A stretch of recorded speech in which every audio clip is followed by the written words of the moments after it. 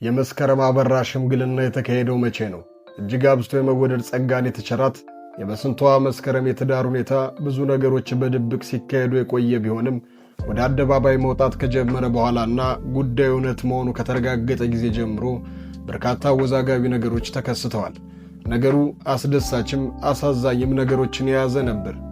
በቅርብ ጊዜ ሰርጓ እንደተሰረዘና ባሏ ጋር እንደተለያዩ ተነግሮ ነበር።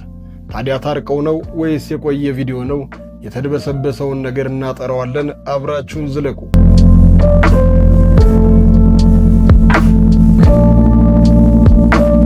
ስለ መስከረም አበራ ሲነሳ እጅግ ጀግና ተዋናይ ናት ከሚለው ጋር በመያያዝ የሴቶችን ወክ ድንቁ ናት የሚል የቅጽል ስም ይሰጣታል። መረጋጋቷን እዩኝ ባለመሆኗንና የግል ሕይወቷን ብዙ የማታጋራ ሰው በመሆኗ ይሄን የተሰጣትን ተቀጥላ ስም ለመቀበል ብዙሃኖች ይቸገራሉ። መስከረም ይሄን አታደርግም ብለው የሚሟገቱ ሰዎች በርከት ያሉ ናቸው። ውስኖቹ ደግሞ ስሟን ያብጠለጥላሉ።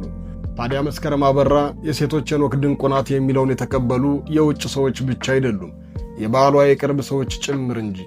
ባለፈው ጊዜ ጋብቻው ለመሰረዙና ለሁለቱ መለያየት ምክንያት የሆነው የእሱ ቤተሰቦች እሷን መቀበል አለመቻላቸው ነው። በእርግጥ ቤተሰቦቿ የሰጡት ምክንያት መስከረም ታዋቂ ሰው ነች፣ ሕይወቷም ኑሮዋም አደባባይ የወጣ ነው፣ ትዳርን ከታዋቂ ሰው ጋር መፈጸም ሕይወትህ እንዲበጠበጥ መፍቀድ ነው የሚል ስበብን ለልጃቸው በማቅረብ እሷን አታገባም፣ ካገባ ሙተን እንገኛለን ማለታቸው ነው ለመለያየት አብቅቷቸው የነበረው። ነገር ግን ሰዎቹ ዋና ምክንያታቸው ሳይሆን መስከረም አበራ ብዙ ወንዶች ጋር ግንኙነት አላት የሚለው ብዙ ያልተረጋገጠ መረጃ ነው። የቤተሰብ ጣልቃ ገብነት አጠቃላይ ለትዳርና አብሮ ለመኖር እጅግ በጣም አስቸጋሪ ነው። በእርግጥም ጋብቻ የሁለት ጥንዶች መጣመር ብቻ አይደለም። የእሱ ቤተሰብ ከእሷ ቤተሰብ፣ ጓደኞቹ ከጓደኞቿ ጋር፣ ሌሎች በዙሪያቸው ያሉ ሰዎች ሁሉ የሚጋቡበት ተቋም እንደመሆኑ ይህንን ተረድተው ነገሮችን ማስተካከል ካልተቻለ ትዳሩ መጨረሻው እንደማያምር እሙን ነው። ለዚህ ደግሞ የድምፃዊ ዳግማዊ ፀሐዬና የሳምሶን ታደሰ ታሪክ ከበቂ በላይ ነው። ገና ከጋብቻቸው በፊት ጀምሮ ቤተሰቦቻቸው ፍቃደኞች አልነበሩም። አሻፈረኝ ፍቅር ይበልጣል ብለው ተጋብተው ልጆችን ወልደው 10 ምናምን ዓመትን ኑረው ለመለያየት አብቅቷቸዋል። ስለዚህም ቅድመ ጥንቃቄ ይፈልጋል። የመስከረም ባል ግን እንደ ዳግማዊትና ሳምሶን ፍቅራችን ይበልጣል ማለትን አልፈለገም። ቤተሰብ ካልመረቀን፣ እንደ ባህሉ ጉልበት ስመን ካልወጣን ትዳራችን አይዘልቅም፣ በረከት ከኛ ደጅ ይጠፋል በማለት ከመስኪ ጋር ለመለያየት ነበር የወሰነው። በእርግጥ የልጁ ቤተሰቦች እንደ ምክንያት ያነሱት ነገር ላይ እውነት አላቸው። መስከረም ሀገር ምድሩ ሳር ቅጠሉ የሚያውቃት ታዋቂና ዝነኛ ሰው ነች። እሷ በቻለችው መጠን ነገሮችን ለመደባበቅ ብትሞክርም ነገሮች እያፈተለኩ ከመውጣት ግን አላመለጡም።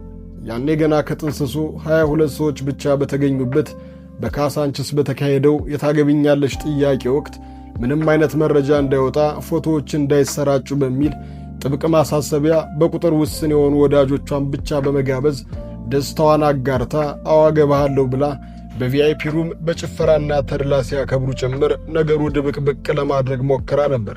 ነገር ግን ጉዳዩ ከሚዲያ ማምለጥ አልቻለም። መስከረም ቀለበት አሰረች ተብሎ ተነገረ። እሷ ወጥታ ምላሽ አልሰጠችበትም። ደጃፍ ፖድካስት ላይ በቀረበችበት ወቅት ቀለበት አጥልቃ ታየች። ነገሩ እውነት መሆኑ ተረጋገጠ። ብዙም ሳትቆይ መስከረም የ5 ወር እርጉዝ ነች የሚል ዜና ወጣ። አሁን ላይ እንደ ፋሽን የተቆጠረው ነገር በአርቲስቶችም ተጀመረ ወይ ተባለ፣ ሲያረግዙ ማግባትን። ታዲያ መስኪ በዚህም ላይ ምንም አላለችም ነበር። እንደውም በስንቱ ድራማ ላይ የሰውነቷን መጨመርና የሆዷን መግፋት የተመለከቱ ሰዎች በእርግጠኝነት መስኪ አርግዛለች ማለት የጀመሩት ሚዲያው ማርገዟን በይፋ ሳያውጀው ነበር። በቅርብ ጊዜ በቃና ቴሌቪዥን የደረሰች ነፍሰ ጡር መሆኗን አረጋገጠች። ታዲያ በዚህ መሃል ነው የመስኪ ሰርግ ተሰረዘ የሚል ዜናን ዘሐበሻ ከነ ምክንያቱ ይዞ የወጣው።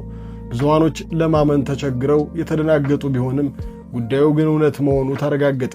መስኪም ቀለበቷን እጣቷ ላይ አነሳች። ታዲያ ሰሞኑን ሽምግልና ተላከ ተብሎ የወጣው ቪዲዮ ምንድነው ካልነ፣ ሽምግልና የተላከው አሁን አይደለም፣ የቆየ ነው። መስኪ እንደለመደችው ነገሮችን ድብቅብቅ እያደረገች ስለነበረ እንጂ ጋብቻው ከመሰረዙ ቀደም ብሎ የተላከ ሽምግልና ነበር። ለዚህ ቀላል ማስረጃዎችን እንስጥ ብለን ከተነሳን የመጀመሪያው የመስከረምን ሆድ መመልከት ከበቂ በላይ ምክንያት መሆን ይችላል። መስኪ አሁን ላይ ሆዷ በጣም የገፋ ወይም ደግሞ የደረሰች እርጉዝ ነች። ሽምግልናው ላይ ግን እንደሚታየው ገና እንደሆነች ያስታውቃል። ሁለተኛው ፍቅርተ ጌታሁን ወይም በስንቱ ድራማ ላይ ዙፋንን የሂሩት እናትን ወክላ የምትጫወተውን መመልከት ነው። ፍቅርተ በቅርብ ቀን ከ50 ዓመት በላይ አብሯት የኖረውን ባሏን በሞት የተነጠቀችበት ወቅት ነው። በዚህም ምክንያት ጥቁር እንደለበሰች በጉማ ተመልክተናታል።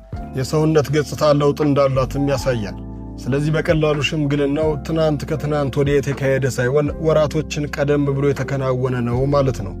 ታዲያ ለምን ይሄ ምስል ለወራት ተደብቆ ከቆየ በኋላ ወደ ሚዲያ ለመውጣት በቃ ካልን ደግሞ የመጀመሪያው መልስ የሚሆነው መስከረም አበራ በኢንስታግራሟም ሆነ በሌሎች የሶሻል ሚዲያ ገጾቿ አንዳችም ከዚህ ጋር የተያያዘና የተገናኘ ነገር አልለጠፈችም። ምስሉ በሌሎች ሰዎች እጅ ላይም ስለነበረ ሌሎች ሰዎች ናቸው የለጠፉት። ይህ ማለት ግን ያለሷ ፍቃድ የተለጠፈ ነው ማለት አይደለም። መስኪ በደንብ አምናበትና ይቻላል ምስሎቹ ይሰራጩ የሚል ፍቃዷን ስለሰጠች የተሰራጨ ምስል ነው። ምክንያቱ ደግሞ መስኪ ከልጇ አባት ጋር እርቅ ፈጽማለች።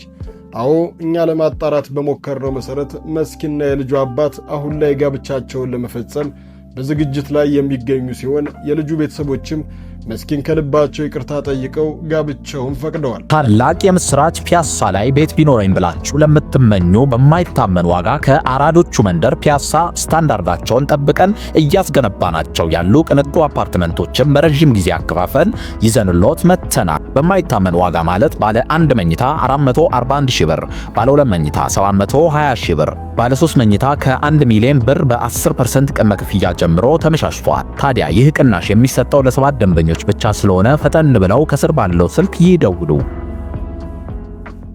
የልጁ አባት የሆነው ግለሰብ ቤተሰቦቹ በከለከሉ ጊዜ ሰርጉን መሰረዙና በመታገሉም ቢሆን አሳምኖ ወደ ጋብቻው መመለሱ እናንተ እንዴት እንደምትመለከቱት ወይም የእናንተ ሐሳብ ምን እንደሆነ በኮመንት መስጫው አስቀምጡልን። ማለትም ቤተሰቦቹ አይሆንም ስላሉት መተው፣ ይሆናል ስላሉት ደግሞ ማግባት አለበት ወይ የሚለውን ሐሳባችሁን አጋሩን። ሆነም ቀረም የሁለቱ መታረቅ የሚያስደስት ሲሆን መስኪ አሁን ላይ ለመውለድ የተጠጋች ወይም ደግሞ ከ8 ወር በላይ የእርግዝና ወቅቷን የተሻገረችና የመጀመሪያ ልጇን አይኗን በአይኗ ለማየት በጉጉት እየጠበቀች ያለችበት ወቅት ነው። ከወለደች በኋላ የልጇ ክርስትናና የሷ ሰርግ አንድ ላይ የሚካሄድ መሆኑንም ለማወቅ ተችሏል።